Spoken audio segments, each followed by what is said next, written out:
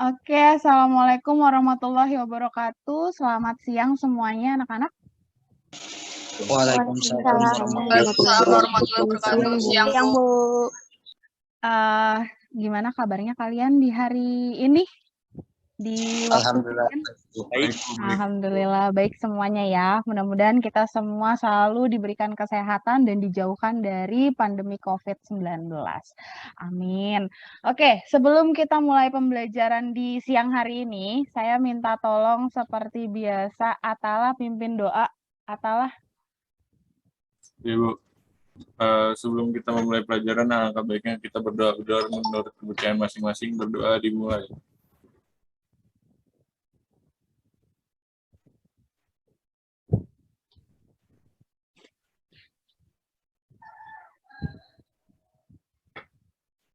Berdoa selesai, memberi salam. Assalamualaikum, Bu. Waalaikumsalam, selamat siang. Oke, terima kasih Atala sudah memimpin doa di siang hari ini. Nah, Ibu ingatkan terlebih dahulu, jangan lupa untuk mengisi link absensi yang sudah Ibu berikan di WhatsApp group ataupun di chat yang ada di Zoom. Kalau yang masih belum melakukan absensi, silahkan nanti diisi terlebih dahulu absensinya. Oke, sebelumnya sebelum ke materi, Ibu mau tanya dulu sama kalian terkait dengan materi sebelumnya yang ada Ibu kasih melalui video YouTube terkait dengan demokrasi terpimpin. Masih ingat nggak? Ada di YouTube Ibu berikan? Nah, Ibu tanya sama kalian, latar belakang atau awal mula adanya demokrasi terpimpin itu karena apa? Kegagalan itu membuat UUD ya, Bu. Siapa tuh? Kegagalannya siapa, Nicholas? Dewan Konstituante. Ya, kegagalan Dewan Konstituante membentuk Undang-Undang Dasar yang sebenarnya merupakan fungsi dari Dewan Konstituante. Atau ada yang lain latar belakang dari demokrasi terpimpin? Dimulainya sejak kapan? Pidato presiden bukan, Bu? Atau dekret presiden ya, Bel ya? Tanggal berapa itu dekret presiden? 5 Juli 1959. Ya, tanggal 5 Juli 1959. Jadi tadi seperti yang Nicholas sebutkan dan juga Belia sebutkan bahwa gagalnya Dewan Konstituante membentuk undang-undang, lalu juga keluarnya dekret presiden, itu akhirnya membuat Indonesia berubah bentuk pemerintahan yang tadinya demokrasi liberal menjadi demokrasi terpimpin. Oke, izinkan Ibu untuk share screen terlebih dahulu. Sebentar. Kelihatan, Nak? Kelihatan, Bu? Kelihatan, Bu. Oke, kita akan membahas mengenai demokrasi terpimpin berikutnya. Kalau kemarin masih di awal-awal mengenai demokrasi terpimpin, masih latar belakangnya terlebih dahulu. Nah, sekarang kita sudah masuk ke dalam kehidupan politik dan juga ekonomi Indonesia pada masa demokrasi terpimpin. Tujuan pembelajaran di hari ini, saya harapkan kalian yang pertama ini mampu menganalisis hasil dan dampak politik mercusuar yang ternyata berdampak sampai dengan saat ini. Lalu yang kedua, ini kalian menganalisis masuknya Irian Barat ke wilayah NKRI. Yang ketiga, kalian harus identifikasi nih dampak keluarnya Indonesia dari PBB di tahun 1965. Yang keempat, kalian mengidentifikasi kehidupan ekonomi. Nanti ada pembagian kelompok, kalian harus menyusun laporan sampai dengan mempresentasikan. Paham semuanya, Nak? Ya, paham, Bu. Oke, kita lanjut terlebih dahulu nih. Nah, ada dua gambar yang berbeda. Yang pertama, ini gambar mengenai awal pembangunan Gelora Bung Karno. GBK itu Gelora Bung Karno. Yang kedua, ini Gelora Bung Karno di masa sekarang. Saya minta kalian amati terlebih dahulu, tapi jangan lama-lama ngamatinnya. Nah, kira-kira kalian bisa tunjukkan perbedaannya nggak dari kedua gambar ini? Ada yang bisa menjawab? Silakan. Saya Bu Devina Fitriani. Ya, Devina silakan, Dev. Pada awal pembangunan GBK itu terlihat di sekitar gedung Gelora Bung Karno-nya itu tidak ada pembangunan lain. Sedangkan Di masa sekarang pembangunan lebih rata luas dan juga sudah ada pembangunan lain di sekitar GBK. Oke, terima kasih Devina untuk jawabannya, bagus sekali. Ibu berikan plus 5 sebelumnya. Ada yang lain mungkin setelah Devina mengamati di sekitar GBK tersebut, ada yang lain bisa menambahkan? Bu, saya boleh coba gak, Bu? Ya, silakan Ica. Menurut saya itu kalau GBK awal pembangunannya itu cuman untuk sepak bola, lapangan sepak bola. Tapi kalau buat yang sekarang itu lebih bagus, lebih banyak buat arena-arena olahraga lain, Bu. Oke, Ica, good sekali jawabannya. Atau kalau dari segi sejarahnya, dulu GBK ini dibangun untuk mengadakan Asian Games di tahun 1962. Sedangkan kalau di masa sekarang, ini ada berkesinambungan. Sampai dengan detik ini juga GBK masih dijadikan sarana tempat olahraga, terutama olahraga nasional ataupun internasional. Nah, seperti yang kalian lihat bahwa kedua gambar ini merupakan politik mercusuar yang ada di zaman demokrasi terpimpin. Tapi bukan hanya GBK, masih banyak yang lainnya yang dibangun pada masa demokrasi terpimpin. Contohnya, ini ada gambar apa nih yang ini? Sebelah sini, Nak. Patung Selamat Datang atau Hotel Indonesia. Yang ini? Jembatan Semanggi. Ini GBK ya, udah tahu. Nah, kalau yang ini nih, tahu nggak? Ini apa? Jembatan Ampera. Adanya di mana? Palembang. Ya, betul. Adanya di Palembang. Dan masih banyak sekali politik mercusuar yang dibangun pada masa demokrasi terpimpin. Contohnya ada Monas, ya. Tahu kan Monas? Nah, itu juga termasuk dalam salah satu politik mercusuar. Oke, selanjutnya ada masuknya Irian Barat ke Indonesia. Seperti yang sebelumnya Ibu sudah sebutkan, bahwa Irian Barat ini menjadi salah satu permasalahan utama di awal kemerdekaan Indonesia. Ya, justru Irian Barat juga termasuk salah satu concern dalam konferensi meja bundar. Masih ingat nggak konferensi meja bundar? Ingat ya.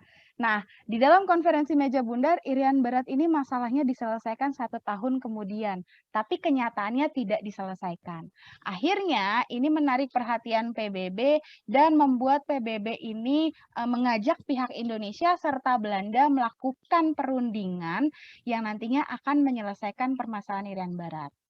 Nah, akhirnya Irian Barat ini mampu atau bisa masuk ke Indonesia berkat dari jalan tengah dari PBB ini. Nah, itu karena adanya UNTEA. Untuk lebih lanjutnya, nanti kalian akan bahas di dalam presentasi kelompok kalian. Oke, ini ada video. Ibu minta tolong kalian untuk simak terlebih dahulu videonya. Pada tanggal 7 Januari 1965, Presiden Soekarno mendeklarasikan Republik Indonesia keluar dari keanggotaan Perserikatan Bangsa-Bangsa atau PBB. Keputusan ini sebenarnya tidak pernah diterima secara resmi oleh PBB dan belum pernah ada kasus yang serupa sebelumnya sejak organisasi internasional ini berdiri. Keputusan Soekarno membuat Sekretaris Jenderal PBB yang pada saat itu dijabat oleh Yutan kebingungan. Ia perlu membongkar peraturan organisasi hanya untuk menjawab 2 pertanyaan pokok. Pertama, apakah keputusan tersebut sah? Dan yang kedua, bagaimana sikap yang harus diambil oleh PBB? Karena kasus yang serupa belum pernah ada sebelumnya. Setelah berkonsultasi dengan delegasi PBB dan staf resminya sendiri, Yutan akhirnya menyimpulkan bahwa tidak ada yang bisa dilakukannya untuk mencegah sebuah negara yang ingin keluar dari organisasi. Ia lalu mengirimkan surat kepada Menteri Luar Negeri yang saat itu dijabat oleh Dr. Subandrio bahwa ia menyesalkan keputusan negara Indonesia. Yutan tergolong hati-hati dalam mengambil langkah. Tujuannya tidak lain adalah agar Indonesia bisa masuk kembali dan bergabung kapan saja ke dalam organisasi PBB ini. Di dalam pengantarnya untuk laporan tahunan PBB pada bulan September 1965, Yutan menulis bahwa ia berharap keputusan Presiden Soekarno hanyalah fase temporer.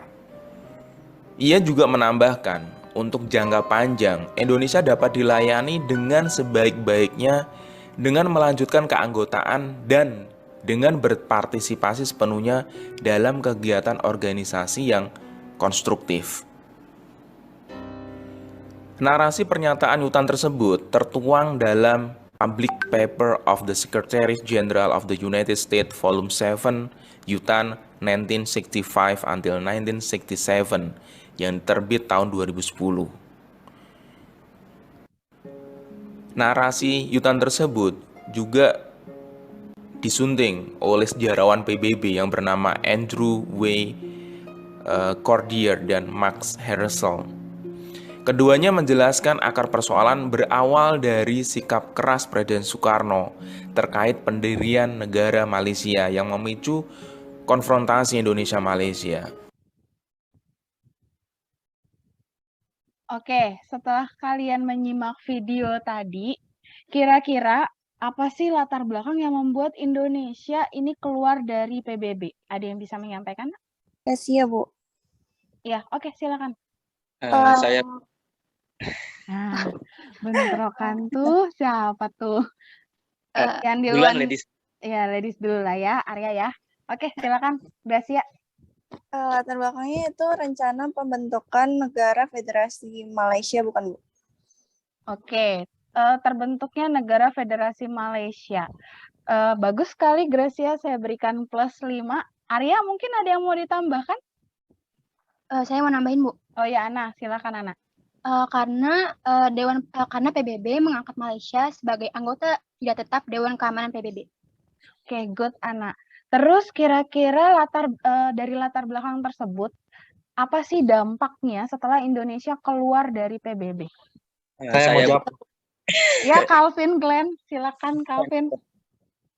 Oke, kalau dari saya sih mengalami ya Indonesia dikucilkan, Bu, sama negara-negara di sekitarnya.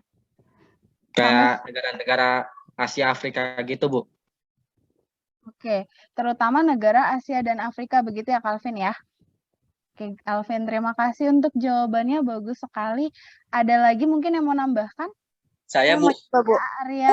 Arya dulu, Arya. Ya, silakan Arya. Kehilangan media untuk memperjuangkan kepentingan nasionalnya di dunia internasional. Ya, good, Arya. Jawabannya tadi sudah dijawab sama Calvin, Arya, Ana, sama Gracia, bahwa ternyata setelah Indonesia keluar dari PBB justru bukan memberikan dampak yang baik ya. Benar gak? Ya, justru malah memberikan dampak yang cukup tidak enak bagi Indonesia. Ya kan? Nah, oke. Dan kalau nanti kalian lebih menganalisa lebih lanjut, kenapa sih ada keinginan dari Presiden Soekarno ini melakukan konfrontasi Malaysia? Nah, nanti bisa kalian tuangkan dalam diskusi kelompok.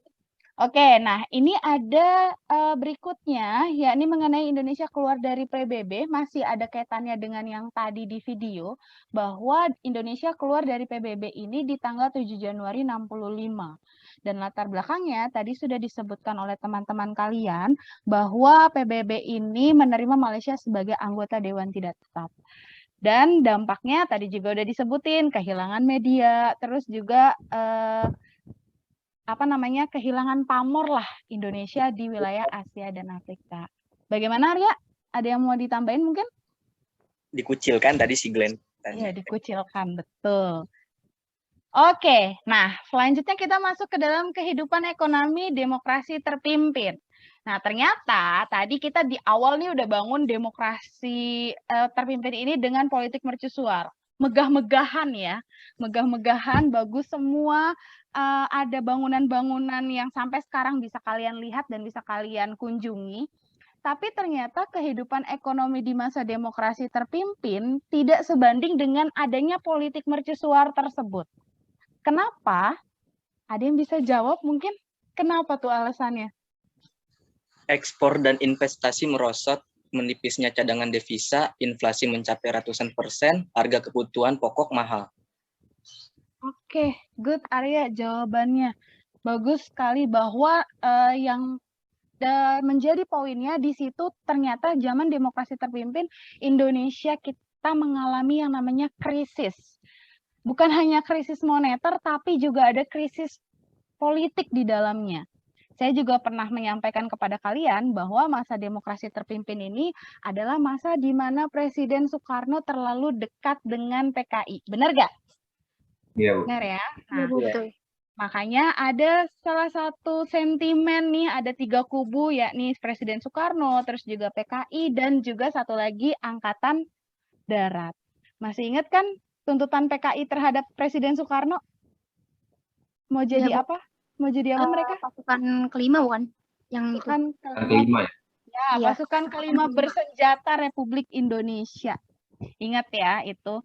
Nah, ternyata kehidupan ekonomi ini di Indonesia juga terpuruk pada masa demokrasi terpimpin. Tadi politiknya terpuruk, ekonominya pun terpuruk. Ada devaluasi mata uang, ada keinginan kita untuk menekan laju inflasi dan melaksanakan pembangunan nasional. Nah, itu pembangunan nasional itu diwujudkan dengan adanya politik mercusuar. Oke. Berikutnya ini kita ada pembagian kelompok. Nah, dilihat baik-baik teman-temannya. Udah tahu teman-temannya? Adil ya? Adil, Bu. Oke, good. Nah, sekarang Ibu minta tolong sama kalian untuk nih yang kelompok-kelompok ini, kalian membahas satu per satu kelompok 1 ini mengenai hasil dan dampak politik mercusuar yang bisa kita rasakan sampai dengan sekarang. Terus kelompok 2, kalian harus analisis masuknya Irian Barat ke NKRI. Kelompok 3, ini mengenai latar belakang dan dampak keluarnya Indonesia dari PBB. Dan yang terakhir ini mengenai kondisi ekonomi di masa demokrasi terpimpin. Nah, Ibu akan bagi kalian ke dalam beberapa room. Ibu stop share terlebih dahulu. Tapi Ibu akan kasih waktu ke kalian, ini hanya 10 menit. Ada waktunya.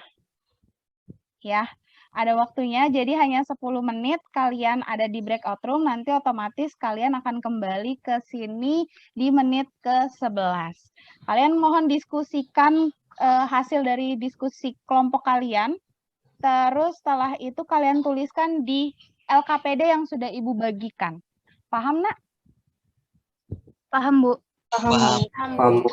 Kalau paham, ini Ibu open all room, kalian silakan pilih room kalian masing-masing sesuai dengan kelompok yang tadi sudah Ibu bagikan. Oke, Ibu mulai dari sekarang ya. Silakan dipilih kelompoknya, Nak. Ibu buat materinya materi semua dari semuanya atau materi yang kita bahas doang, Bu? Materi yang kalian bahas aja dulu. Ya, itu yang ditulisin di LKPD-nya.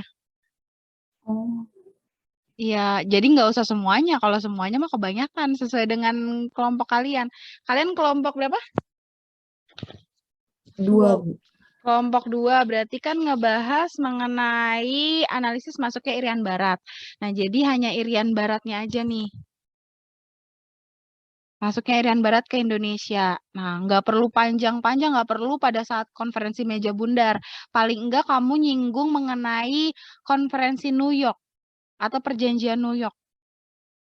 Nah, di situ kan ada bahas, setelah itu ada UNTEA. Nah, habis UNTEA baru masuknya Irian Barat ke Indonesia. Habis UNTEA masuk Irian Barat ke Indonesia, terus ada PPRA, penentuan pendapat rakyat. Sampai di situ aja. Oke? Oke, Bu. Terima kasih. Sama-sama. Dikit lagi, 5 menit lagi, Nak. Iya, Bu. Ibu ke kelompok yang lain dulu ya.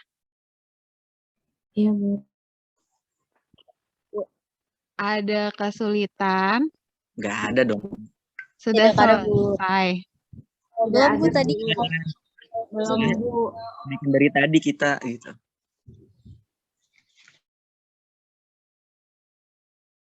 Oke, ada kendala? Calvin atau teman-teman yang lain? Dari saya sih enggak, Bu. Tidak ada? Nggak ada, Bu. Udah oke semua ya? Oke, Bu. Jangan lupa siapkan kesimpulannya ya, Nak. Iya, Bu. Oke, Ibu ke kelompok keempat dulu. Silakan lanjutkan diskusinya. Baik. Benar. Oke, tadi kan sebelum itu kan Ada kendala nggak di kelompok 4? Nggak ada, Bu. Lancar jaya, Bu. Lancar ya, ngerjainnya juga lancar ya. Ya, Bu. Oke, berarti hasilnya harus maksimal nih nanti pada saat presentasi. Siap, Bu. Jangan lupa kesimpulannya ya. Atala, Ica, Najwa, Asira, dan yang lainnya. Ya, Bu. Sip, Bu. Oke, Ibu ke kelompok lain lagi. Oke, Bu.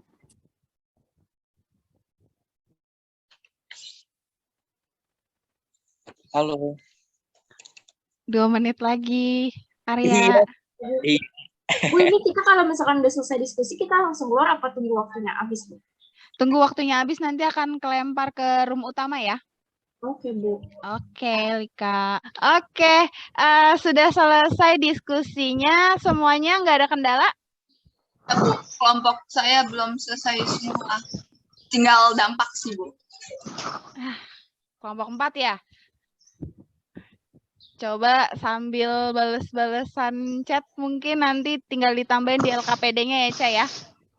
Oke, karena kita sudah masuk ke dalam presentasi, jadi Ibu minta tolong untuk kelompok 1. Kelompok 1, mana kelompok 1? Saya. Ada.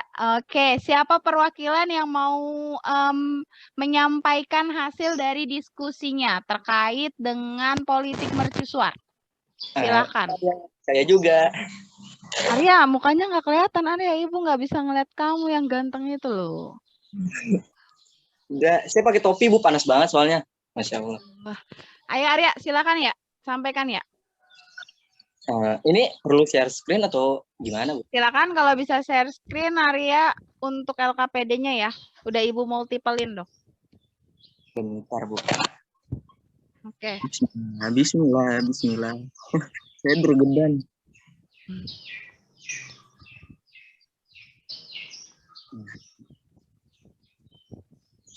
Kelihatan nggak, Bu? Enggak ya, gedein ya. Tuh. Nah, oke. Oke. Assalamualaikum warahmatullahi wabarakatuh. Perkenalkan, nama saya Muhammad Arya Fauzan dari kelompok 1. Di sini, saya mewakili kelompok 1 yang beranggotakan 1 diri saya sendiri Muhammad Arya Fauzan, yang kedua Alika Ainun Holisa, yang ketiga Bima Satria, yang keempat Pujastuti. Elma. Ah ya, sama terakhir Elma. Di sini nggak ditulis, Bu, parah banget. Astagfirullah. Ayo silakan ya. Kelompok saya diskusi tentang dampak politik mercusuar masa demokrasi terpimpin yang berkesinambungan sampai dengan masa sekarang. Hasil politik mercusuar yang berkesinambungan sampai masa sekarang yaitu pertama, Monumen Nasional atau yang lebih dikenal Monas. Monas dibangun pada 17 Agustus 1906, Presiden Soekarno memerintahkan pembangunan Monas. Monas dibangun di lapangan Medan Merdeka Jakarta Pusat di area lahan seluas 80 hektar are. Monas termasuk ke dalam proyek besar politik mercusuar yang bertujuan menjadikan Indonesia sebagai mercusuar yang dapat menerangi jalan bagi Nevo di seluruh dunia. Pembangunan Monas selesai dibangun pada 12 Juli 1975 dengan arsitek bernama Frederick Silaban dan R.M. Darsono. Tugu Monas ini memiliki tinggi 132 meter. 2. Jembatan Semanggi. Pembangunan Jembatan Semanggi merupakan satu paket dengan pembangunan fasilitas lain menyambut perhelatan Asian Games tahun 1962. Pembangunannya dimulai tahun 1961. Insinyur Sutami yang ketika itu menjabat Menteri Pekerjaan Umum atau PU, dalam sebuah rapat kabinet mengusulkan membangun jembatan guna mengatasi kemungkinan munculnya persoalan kemacetan lalu lintas. Ketiga, Patung Selamat Datang. Pembangunannya merupakan satu paket dengan pembangunan fasilitas lain menyambut perhelatan Asian Games tahun 1962.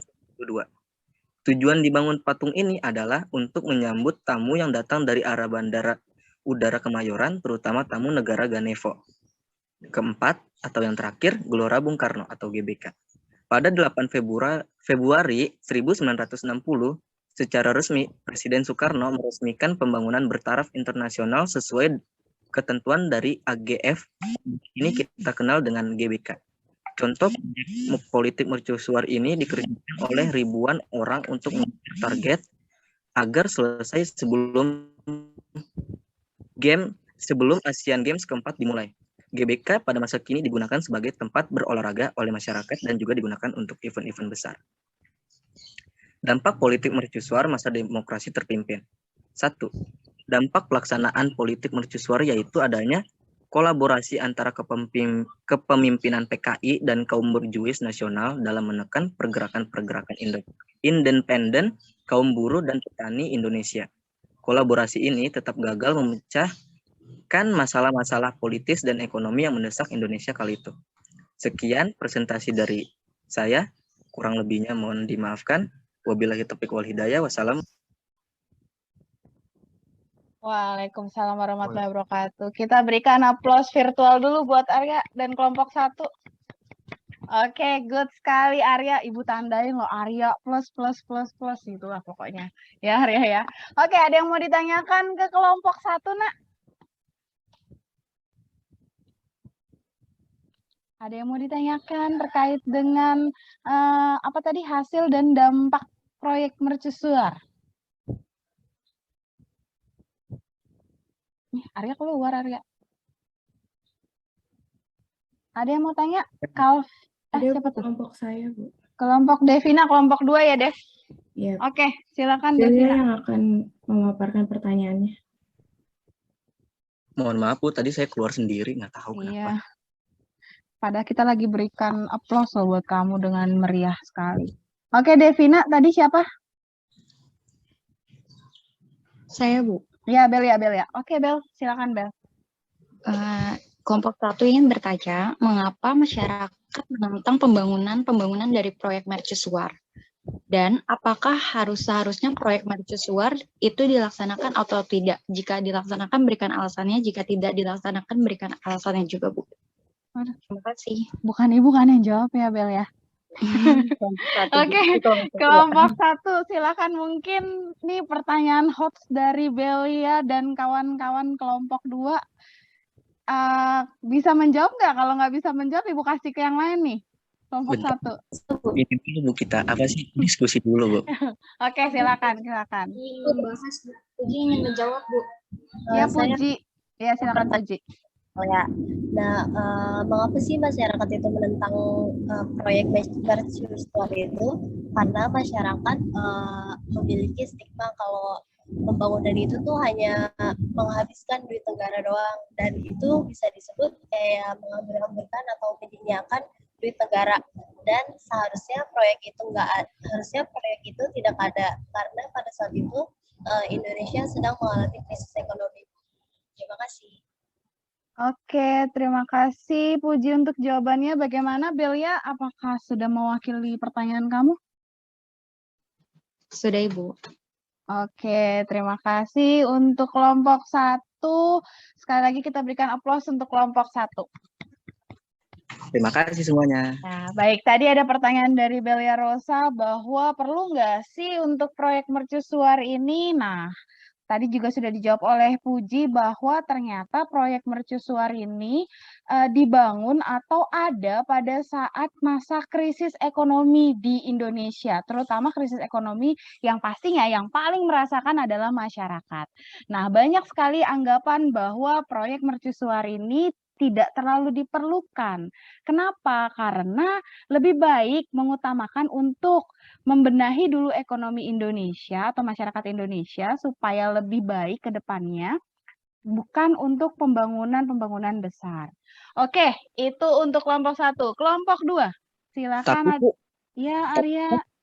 Tapi kan dulu Indonesia ditunjuk sebagai tuan rumah Asian Games. Terus kalau Indonesia nggak bikin proyek kayak besar-besar gitu, kayak GBK gitu, terus patung selamat datang, nanti ituannya di mana, Bu? Apa sih lomba-lombanya yang Asian Games itu? Apakah kita numpang di negara lain? Enggak gitu Arya maksudnya. Tapi pertanyaannya bagus loh, benar.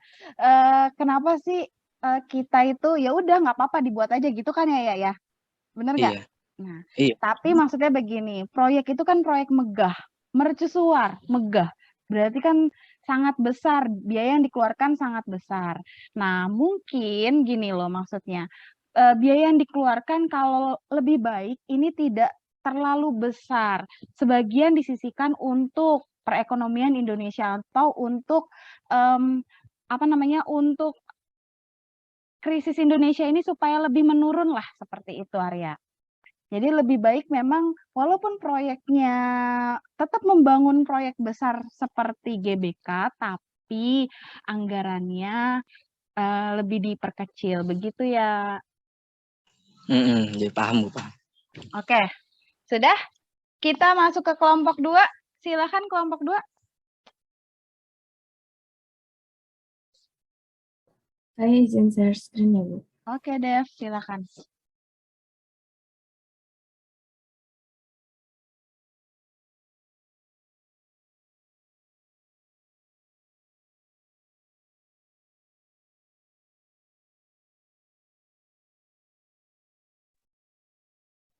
Oke, Assalamualaikum warahmatullahi wabarakatuh.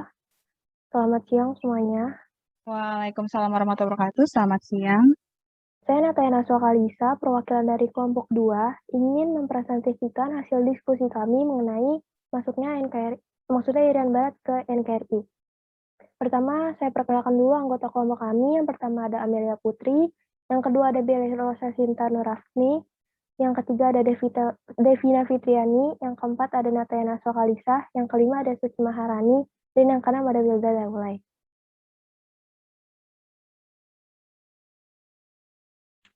Irian Barat menjadi salah satu permasalahan yang paling utama saat Indonesia telah merdeka.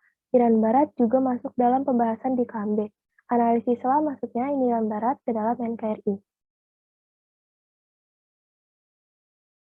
Masuknya Irian Barat ke NKRI mengalami berbagai rintangan. Pada masa demokrasi liberal hingga demokrasi terpimpin, terbentuk beberapa kabinet yang dalam program kerjanya menuliskan tentang memperjuangkan penyelesaian masalah Irian Barat dan akan memasukkan Irian Barat ke NKRI. Namun, upaya tersebut kerap kali gagal untuk direalisasikan.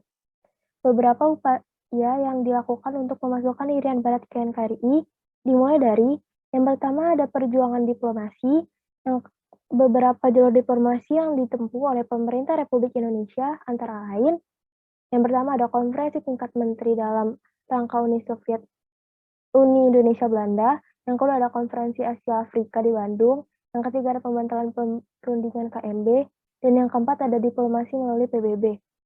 Namun, perjuangan ini gagal karena Indonesia tidak mendapat dukungan dari 2/3 anggota sidang umum PBB. Yang kedua ada konfrontasi politik. Kegagalan dalam konfrontasi ini disebabkan karena ketidakseriusan Belanda untuk mengembalikan Irian Barat ke Indonesia. Yang ketiga, ada konfrontasi militer. Konfrontasi ini dilakukan dengan cara pembelian senjata dari Amerika Serikat untuk pelaksanaan Trikora yang diharapkan agar rakyat mendukung secara aktif usaha pengembalian Irian Barat. Yang keempat, ada konfrontasi ekonomi. Dalam konfrontasi ini, Indonesia melakukan berbagai cara untuk memutus hubungan ekonomi dengan Belanda, dan hal tersebut berhasil membuat Belanda terkena dampak ekonomis. Dan yang kelima ada pelaksanaan PPRA. Pelaksanaan ini didasari oleh sistem yang dianut Indonesia yaitu musyawarah dan mufakat atas dasar Pancasila, di mana Indonesia menginginkan PPRA dilaksanakan dengan metode many man one vote. Hasil PPRA yang memutuskan bahwa Irian Barat tetap merupakan bagian dari Republik Indonesia ini disetujui pada sidang umum PBB yang terjadi pada tanggal 19 November 1969. Dikeluarkannya kebijakan Trikora yang isinya, yang pertama ada gagalnya pembentukan negara boneka Papua buatan Belanda kolonial, yang kedua ada kibarnya sang merah putih di Irian Barat tanah air Indonesia, yang ketiga ada bersiaplah untuk mobilisasi umum guna mempertahankan kemerdekaan.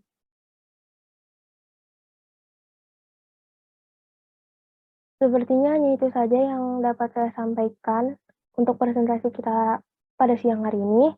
Kurang lebihnya saya mohon maaf. Wassalamualaikum warahmatullahi wabarakatuh.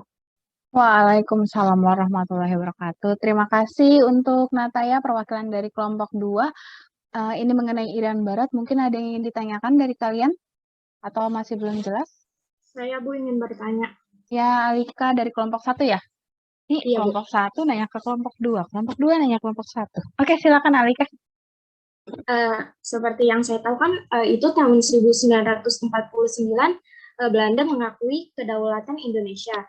Terus itu akan tetapi kenapa sih Belanda menolak menyerahkan Irian Barat dimasukkan ke wilayah Indonesia? Itu pertanyaan saya. Terima kasih. Terima kasih Alika untuk pertanyaannya yang sangat bagus sekali. Oke, kelompok 2 mungkin ada perwakilannya yang bisa menjawab? Saya, Bu. Iya, Wilda silakan. Saya perwakilan dari kelompok 2 ingin menjawab pertanyaan dari kelompok 1. Belanda sendiri menolak Irian Barat dimasukkan ke wilayah Indonesia dengan alasan bahwa pulau beserta suku-suku yang mendiami Hollandia memiliki kebudayaan tersendiri yang berbeda dengan bekas wilayah Hindia Belanda lainnya. Alasan lainnya, karena wilayah ini merupakan daerah yang kaya akan sumber daya alam, khususnya di bidang pertambangan. Sudah, Bu. Oke, terima kasih Wilda untuk jawabannya. Bagaimana Alika? Iya, Bu, cukup. Oke, terima kasih kembali. Untuk permasalahan Irian Barat memang sudah dibahas dalam konferensi meja bundar dan secara de jure sebenarnya Belanda sudah mengakui Indonesia merdeka di konferensi meja bundar tersebut. Namun untuk permasalahan Irian Barat, memang di dalam konferensi meja bundar pun permasalahannya ditunda sampai dengan 1 tahun. Seperti yang tadi Wilda sebutkan bahwa di Irian Barat itu banyak sekali sumber daya alam yang bisa dimanfaatkan atau dapat dimanfaatkan oleh Belanda.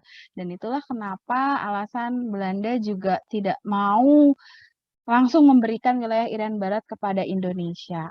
Oke, kelompok 3. Silakan kelompok 3. Ini mengenai keluarnya Indonesia dari PBB. Siapa perwakilannya? Saya yang baca, Bu. Oke, Nicholas Chai, silakan.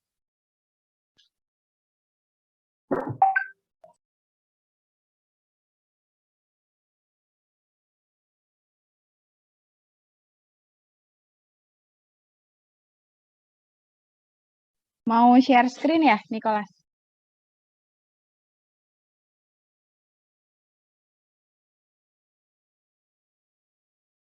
Iya, Bu. Assalamualaikum warahmatullahi wabarakatuh. Selamat siang semuanya, teman-teman dan Bu Guru.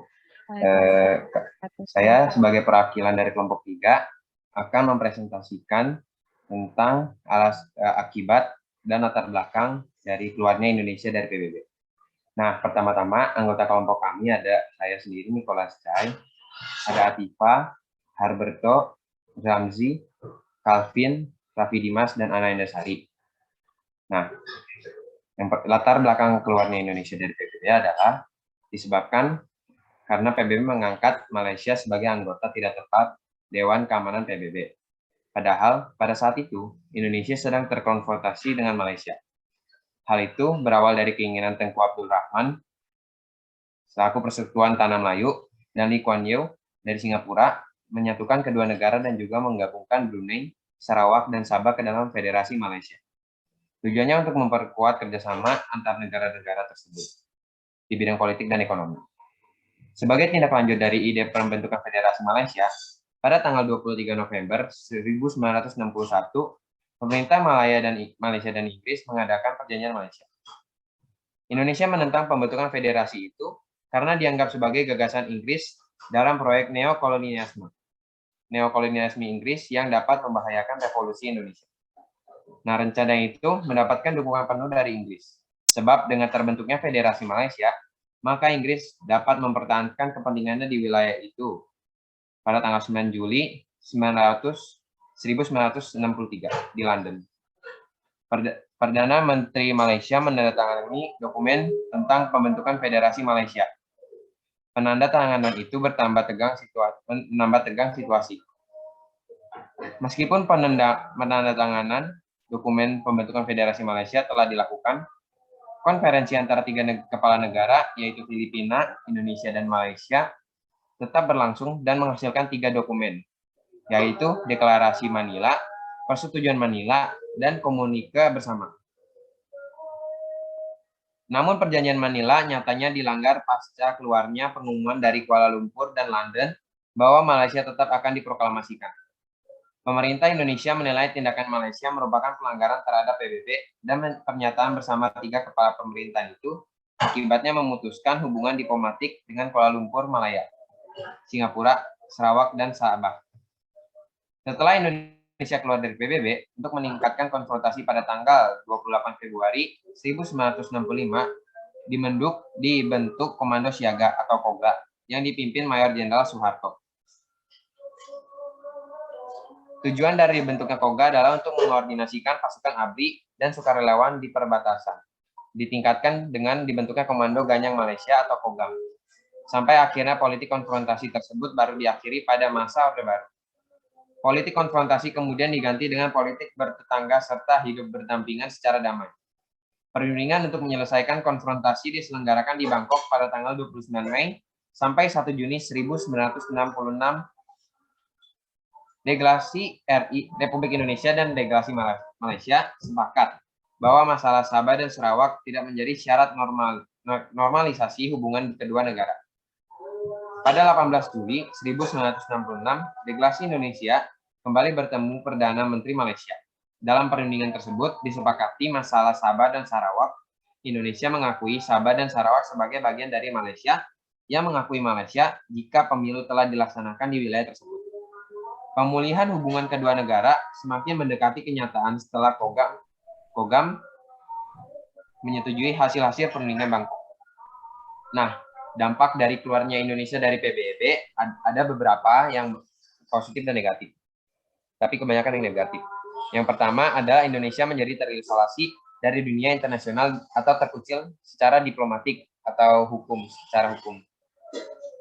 Kedua, hubungan Indonesia dengan kapitalis Barat menyebabkan Indonesia dikeluarkan dari keanggotaan IMF dan Bank Dunia, yang berarti bantuan-bantuan asing dibutuhkan Indonesia berhenti dialirkan. Nah, kondisi ini sangat memperburuk situasi ekonomi Indonesia. 3. Dikutip dari Perekonomian Indonesia, antara konsep dan realita keberlanjutan pembangunan di tahun 2019, perekonomian Indonesia merosot, salah satunya akibat keluarnya Indonesia dari PBB. Setelah mengeluarkan Indonesia dari PBB pada 1 Januari 1965, Presiden Soekarno menetapkan berdikari atau berdiri di bawah kaki sendiri. Berdikari menegaskan pendirian Indonesia untuk tidak bergantung pada negara lain. Namun, berdikari terlalu berat untuk diwujudkan. Nah, saat itu harga bahan pangan naik dan nilai rupiah merosot. Sekian dari kelompok kami. Apakah ada yang ingin ditanyakan? Oke, terima kasih Cai untuk presentasinya. Bagus sekali ini mengenai keluarnya Indonesia dari PBB serta dampaknya ternyata kebanyakan negatif ya, Cai ya. Nah, oke. Ada yang ingin ditanyakan ke kelompok 3? Ada, Bu. Oke, Firda dari kelompok berapa, Firda? Silakan sebutkan. Firda Talia dari kelompok 4, Bu. Oke, silakan Firda. Apa yang dilakukan pemerintah Indonesia dan Soekarno untuk menghalangi pembentukan Federasi Malaysia? Oke, Firda, terima kasih pertanyaannya. Nah, mungkin kelompok 3 ada yang ingin menjawab? Saya, Bu, Ana. Saya akan menjawab pertanyaan dari kelompok 4. Iya, Ana. Silakan, Ana. Oke. Jadi, apa yang dilakukan pemerintah dan Soekarno, yaitu BIKORA, merupakan komando Presiden Soekarno dalam melancarkan konfrontasi bersenjata terhadap Malaysia. Nah, BIKORA ini dikeluarkan oleh Presiden Soekarno pada 3 Mei 1964 di depan apel besar sukarelawan. Lahirnya BIKORA ini tidak lepas dari peran Partai Komunis Indonesia yang saat itu cukup kuat di dalam pemerintahan Indonesia. Jadi BIKORA ini tuh jalan untuk menghalangi pembentukan Federasi Malaysia, gitu Bu. Oke, Ana terima kasih jawabannya. Bagaimana Firda? Cukup, Bu. Oke, terima kasih untuk kelompok 3 dan kalian yang sudah menanyakan bahwa ternyata untuk permasalahan keluarnya Indonesia dari PBB ini memang sangat kompleks sekali dan tadi seperti yang disampaikan oleh Nicholas Chai banyak negatifnya dan salah satu yang menjadi usul tadi yang ditanyakan oleh Firda itu adalah Dwi Kora. Nah, nanti permasalahan Indonesia keluar dari PBB ini diselesaikan pada masa awal Orde Baru ya, setelah masa Orde Lama ini berakhir. Oke, kelompok 4 dipersilahkan.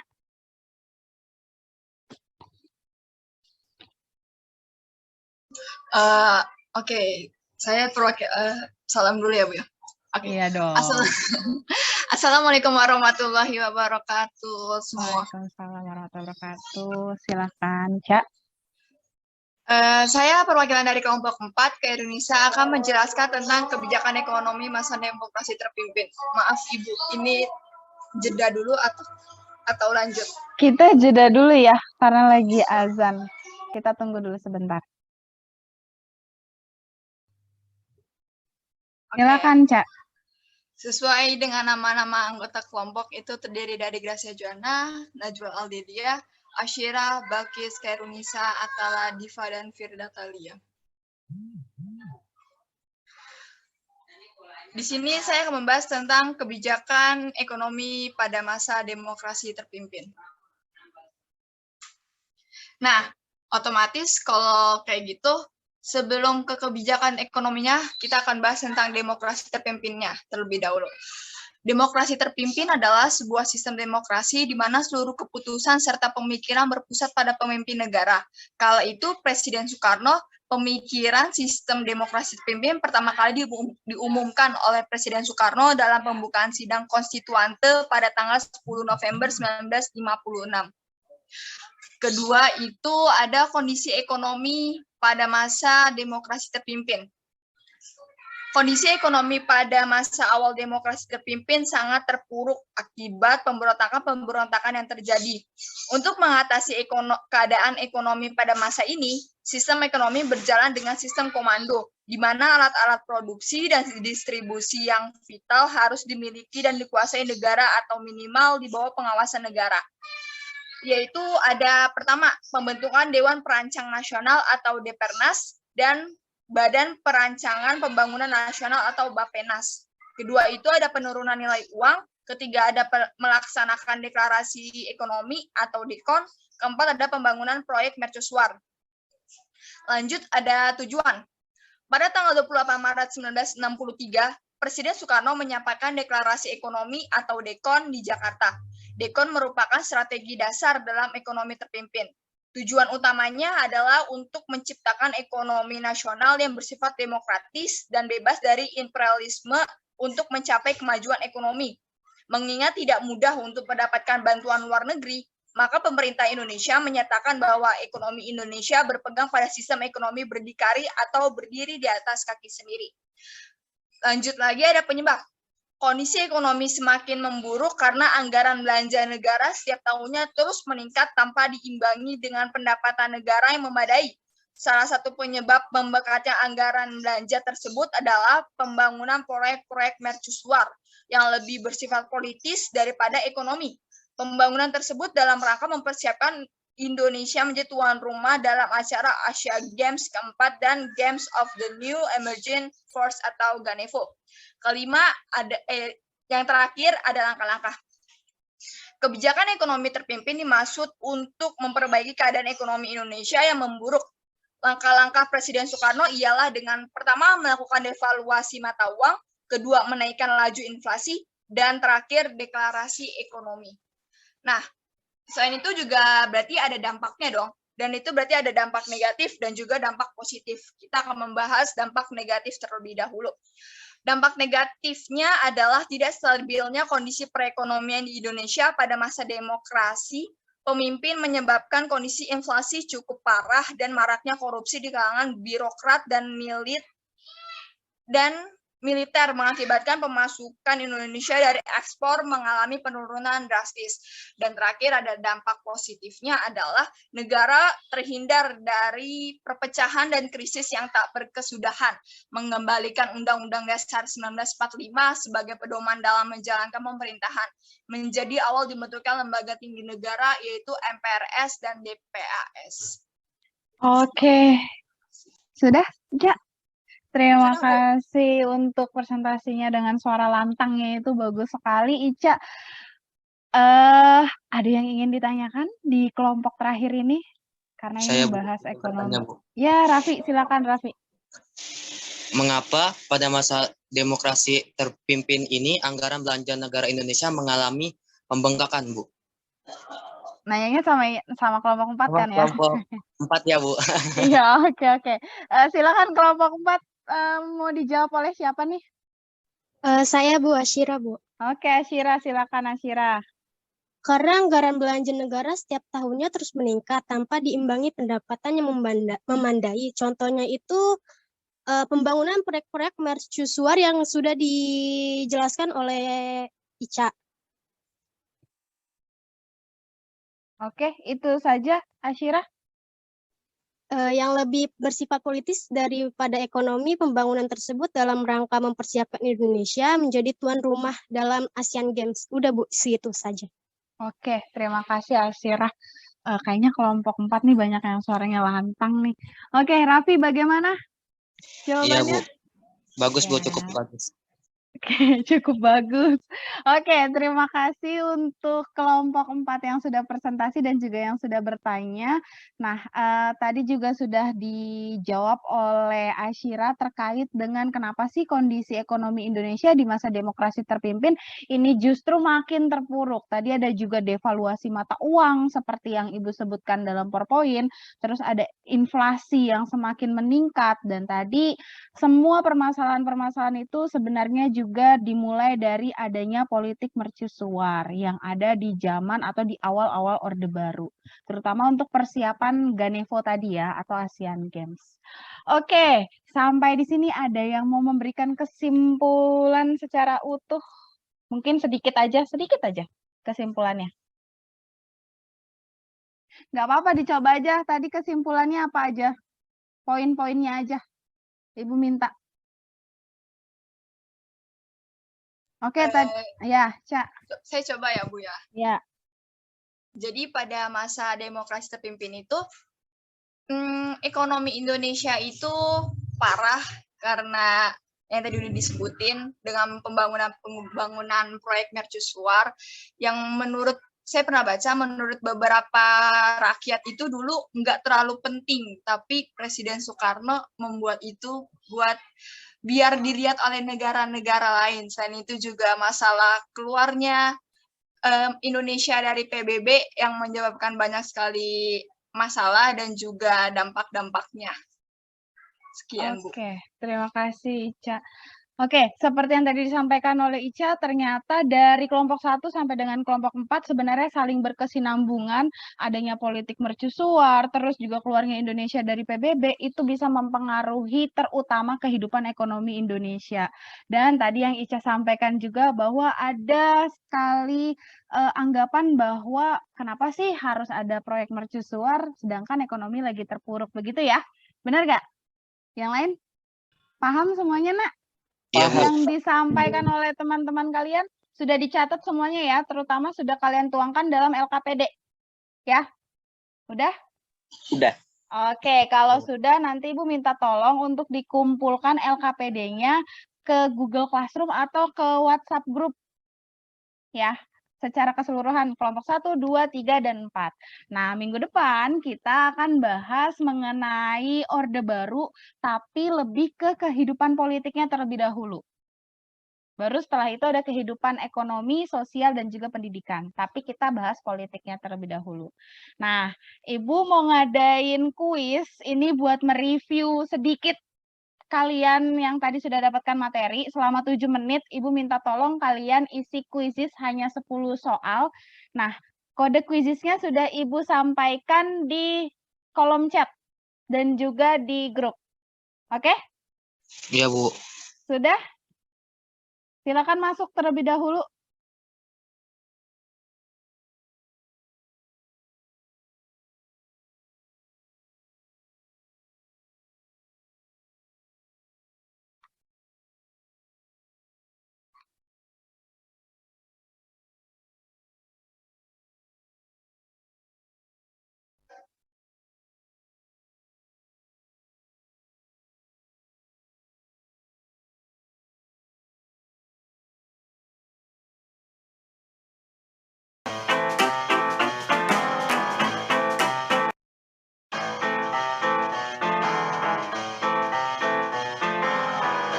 Bentar, Bu.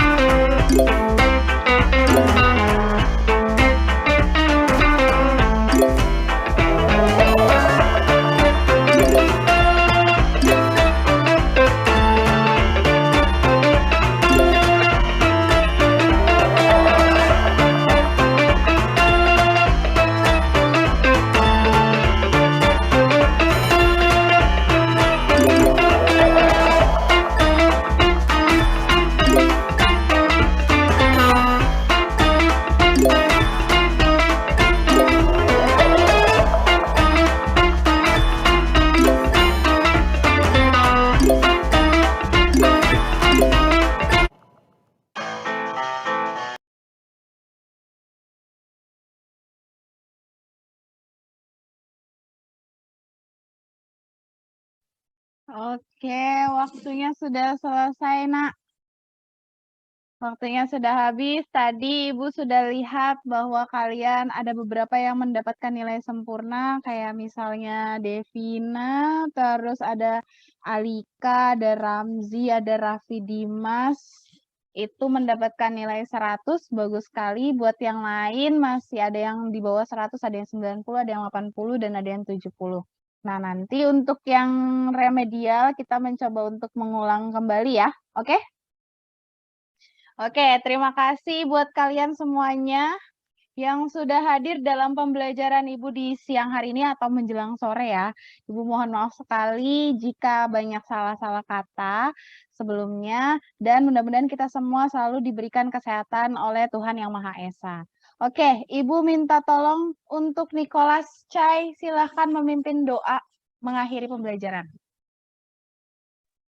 Baik semuanya, sebelum mengakhiri pelajaran, langkah baiknya kita berdoa menurut agama dan kepercayaan masing-masing. Berdoa dimulai.